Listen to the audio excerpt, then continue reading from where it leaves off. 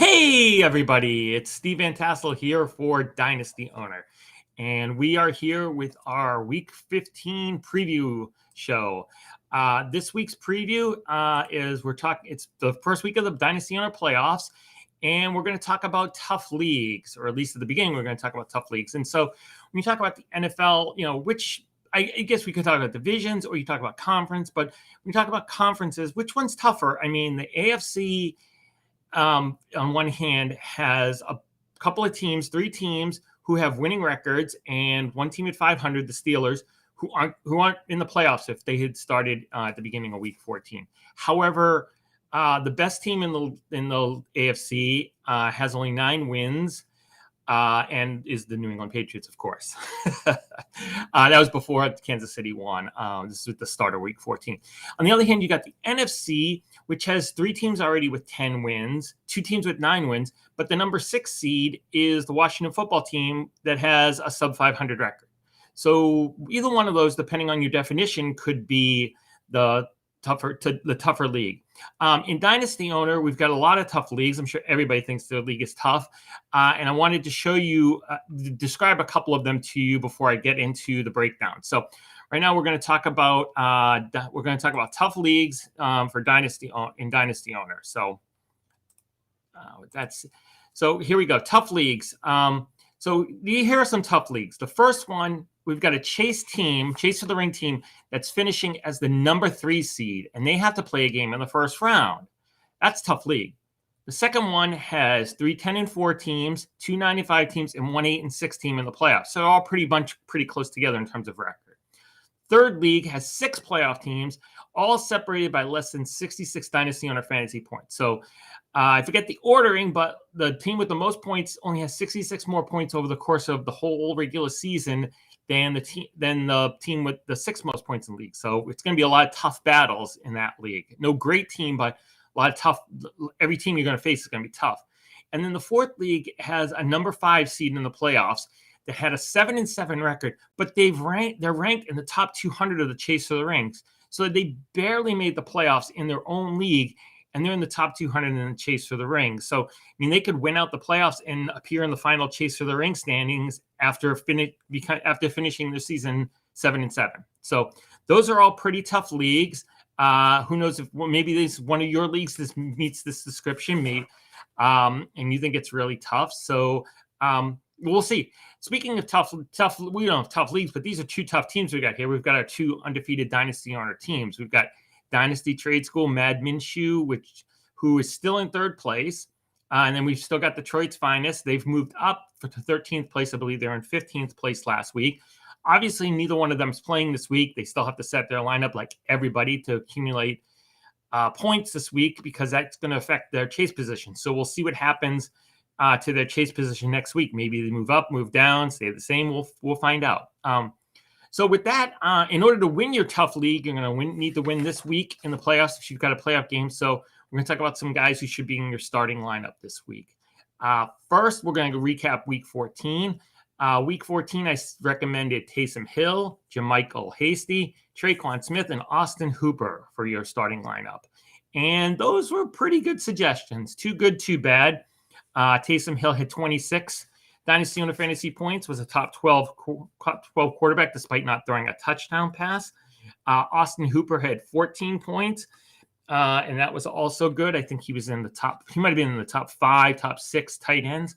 And then Hasty and Smith, those were both bad recommendations since they only scored 5.6 and 6.3 points each, but neither was horrendous. I've had a couple of weeks where I've had 0 points scored and a lot worse. So overall, those were bad recommendations, but not real terrible. So hopefully I can do better this week in Week 15. And our starting recommendations start with the quarterback, and that's Trevor Lawrence. He's probably pretty happy that Urban Meyer is gone. He's got to be. I mean, he hasn't been very good this year with Urban Meyer quarterback. He was good the first week, though, when they played Houston, and he had 26.4 Dynasty Owner fantasy points. And he gets to play Houston again this week, and we'll see what happens. I'm sure they're going to run the ball a lot with James Robinson, but maybe Lawrence will dump some passes off to him. Maybe they'll push it to people that they haven't been pushing it to. We'll see what happens, but I'm optimistic for Lawrence this week. And if you drafted him, you really spent the high draft pick on a guy who's the 26th ranked quarterback in Dynasty Owner right now. But I think if you need to, you can get him in your starting lineup this week. The second player is from the Patriots, Romandre Stevenson. And I mean, the Patriots running game's been really good for many, many weeks. They haven't been held to under 100 yards rushing since week 4 when they had like -1. It was terrible against Tampa Bay. And Stevenson's the lead back this week. Damian Harris is out tonight on Saturday night against the Colts. And I think that Stevenson will play well. He started the season in Bill Belichick's doghouse, but he seems to have moved out of it. And so I think he's going to be well worth a spot in your Dynasty Owner starting lineup. Third is A.J. Green. And this is not the A.J. Green from 2011 to 2017 when he had 1,000 yards every year. I think he didn't have it in 1 year, but he had 1,000 yards receiving all those years. And it's not the A.J. Green from 2019 when he sat out the entire year, or even the A.J. Green from last year when he was a wide receiver 69 despite playing in all 16 games. He's been a decent contributor this year for Arizona. He's going to need to step up with DeAndre Hopkins out for the rest of the year. And I think he'll do that. He's done better with Kyler Murray at quarterback than he did in a couple of games with Colt McCoy. And I think they play Detroit this week as well, the Cardinals. So I think this is a good game to get him, sort of acclimated into probably playing a little bit more and being in Hopkins, kind of replacing Hopkins a little bit. And I think he'll do well enough to be worth having him in your starting lineup. Finally, it's Ricky Seals-Jones from the Washington football team. And this one's pretty obvious. The Eagles are dreadful against tight ends. I know Washington has quarterback issues with COVID this week, and Taylor Heineke and Kyle Allen are both on the COVID list right now. I think they had to sign somebody off the street to possibly be their starting quarterback this week. But even if it's that guy, he should just throw it to Ricky Seals-Jones. Philly's been dreadful. The list of tight ends who are really not that great, but have scored even 8 or more points. You can check out my article and see that list. But there's some guys who probably the only time they've scored that many points this year. Everybody does it against the Eagles defense. Seals-Jones will, so he should be in your starting lineup. Next, we're going to talk about guys who should be on your bench this week. And it's really hard probably for some people to bench guys who, have gotten them maybe to the playoffs, done really well for them. But as Matt the Jerk said in his article, you've kind of got to play who you think is going to do the best and score the most points. And even if it's somebody who was on your team, was the starter for your team all season, if you don't think he's going to do well this week, don't have him in your starting lineup. You don't get bonus points for loyalty here in fantasy football and in Dynasty Owner. So here are some guys I suggested for week 14, my bench recap. And first was Lamar Jackson, James Robinson, Brandon Cooks, and Zach Ertz. And these were okay, but pretty good, but about normal. For the whole season, I've had like as many good as bad recommendations. So I got 2 good ones here this week. I know I didn't predict that Lamar Jackson would get hurt, but he still hadn't done great in a quarter before that. And so that's a good recommendation. In contrast, James Robinson recommendation, I predicted that right off the bat. I took my victory lap on Twitter. I took it in my recap article from week 14. But yeah, I saw this coming. He had 0.4 Dynasty Owner fantasy points. Should not have been anywhere near anybody's starting lineup. Something I didn't foresee was Brandon Cooks and Davis Mills having a great connection, and Cooks scoring 18.1 points last week, so that was bad. And Zach Ertz, he was tight end 12 for the week, I think, had 9.2 Dynasty Owner fantasy points, but he was closer to being a top bench guy than he was to being like a top 10. So we're going to call that just okay. It was right there on the cusp. So this week, week 15, I've got actually 4 new recommendations. I didn't realize that until I did them, but these guys haven't appeared here before. So, but I think these should be guys who should stay on your Dynasty Owner bench this week. First is Dak Prescott from Dallas. It's pretty bad when Jerry Jones is saying that you're slumping, but it's true. Dak Prescott is slumping. First 6 games of the season, he averaged 30.25 dynasty owner fantasy points a game. Since the Cowboys bye in week 7 and him missing week 8, he's been averaging 19.65 dynasty owner fantasy points a game. Now, I know that the last time they played the Giants, he had a good game. He had 302 passing yards and 28.7 dynasty owner fantasy points, but I just don't think he's not playing the same as he did at the beginning of the year. That was back in week 5, and so I think you probably need to take him out of your lineup. Second person is Ezekiel Elliott, and I know you're probably thinking I don't think Dallas can score any points this week. They probably will. I'm sure they'll beat the Giants, but I don't think Elliott's going to be the guy to do it. He's not running the ball very well. He hasn't had 100-yard rushing since week 5 against the Giants, but he has 51 yards is the most he's had since the Cowboys bye week. And it's not like he's carrying the ball 5-6 times a game. He's carrying it like 10, 12 times a game and getting 51 or less yards. But what he has been doing to sort of keep a little bit of fantasy relevancy is he's been receiving the ball, getting catches out of the backfield. But the Giants in the last couple of weeks have been pretty good since their bye and stopping that. Got a lot of stats in the article about this, but let's just say that they're doing pretty well in stopping running backs from catching the ball out of the backfield the last couple of weeks. And I think Elliott's probably going to have another sub 10-point game this week and should be on your bench. Third guy is Michael Pittman. And in the live stream, if you watch the live stream, somebody asked about whether to start Brandon Ayuk, Darnell Mooney, KJ Osborne, or Michael Pittman. And I kind of struggled because I didn't remember the matchups. I think I remember that Indianapolis was playing the Patriots and they're pretty good. But then I didn't think about the fact that needed to check. But I think J.C. Jackson's probably going to be shadowing Pittman this week. And Jackson's been really good. He has the second most interceptions in the NFL behind Trayvon Diggs from the Cowboys, and he has 17 passes defended, which tied with Diggs for the most in the league. And so, I think the Patriots are going to focus on Jonathan Taylor and try to make Carson Wentz beat them. But I think the fact that they've got Jackson to cover Pittman means that Wentz is probably going to have to find other guys to do that. And so I think Pittman should be a candidate to be on your bench.